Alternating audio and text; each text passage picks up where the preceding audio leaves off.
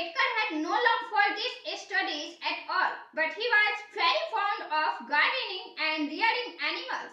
He would save money and buy new plants and would get busy taking care of them. Quoting Ambedkar's speech, Keir said that Ambedkar also worked as a porter at the railway station.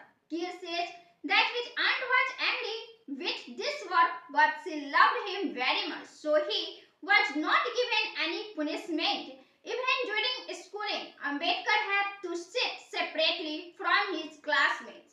The teacher would not even touch his notebook. He could not talk to anyone in school. The teacher also did not talk to him nor ask him any question for fear of becoming impure. Once there was change in the class when a teacher called Ambedkar to the blackboard, then what happened was that all the students got up and went to remove their lunch boxes, which they kept behind the blackboard so that their lunch boxes would not get defiled because Ambedkar was about to touch the blackboard behind which everyone's lunch boxes were kept. The school also did not allow Ambedkar and his elder brother to study Sanskrit. According to Hindu law, people of the caste and women were not allowed to read and write Sanskrit. This was because this language was considered the language of the gods. Instead of Sanskrit, he was asked to study Farsi, but Ambedkar saw that Farsi and Sanskrit were incomparable because all the books on epic poetry, narration, politics, philosophy, drama and criticism were written in Sanskrit language only. Ambedkar constantly felt insulted by the Hindu society, but he challenged them all. Ambedkar, who was not interested in studies and ran away from studies, has the highest number of degrees in the country. No one has broken his record. You will be surprised to know what he used to study for 18 hours in latter days, and you will be even more surprised when you will know that Ambedkar used to sleep for only 2 hours. But 1907 was the year when he passed 10th from Elphinstone High School, and his whole community celebrated this joy. Even a felicitation ceremony was organized for him, and the gifts he received for his success in studies not only motivated him to study more but also fulfilled his needs.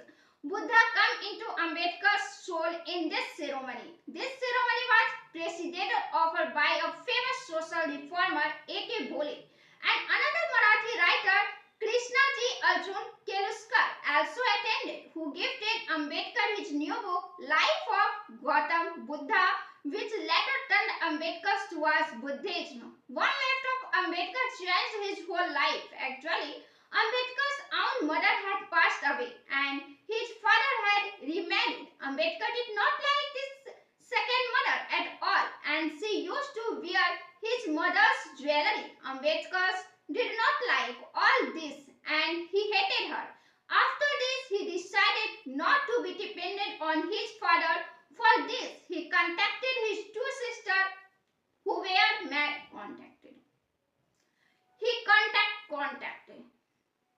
He contacted his two sisters who were married in Mumbai, and he had heard that there are employment opportunities available in the mills of Mumbai, but he did not have money to go there, and for this he planned to steal, and for that little money he had to sleep on the floor with his aunt for 4 nights. On the 4th night he succeeded, but he got only half a rupee from the purse tied around his aunt's waist, due to which going to Mumbai was a distant dream. This experience of 4 nights made him very embarrassed, and he gave up the plan of taking money in this way and took another decision that I will give up all my bad habits and will pay utmost attention to studies so that I can pass my exams quickly, and after that I can stand on my own feet.